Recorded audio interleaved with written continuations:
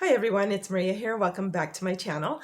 Thank you so much for joining me today. Today I wanted to share with you this great news. I have been invited to be a part of a wonderful campaign, and that is to raise $30 million to pull out 30 million pounds worth of plastic trash out of our oceans, our rivers, and off of our beaches.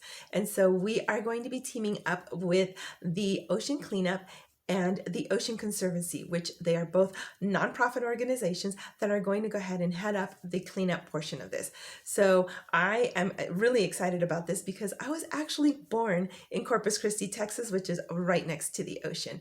And it's just so near and dear to my heart to be a part of this. I was so excited when I got the invitation to do this, and here I am sharing this with you. This is actually a global effort, so everyone can get involved. I am going to leave the link in the description below. It is TeamSeas.org.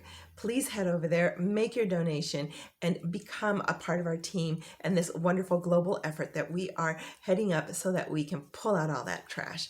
Again, it's TeamSeas.org, and the link is in the description below.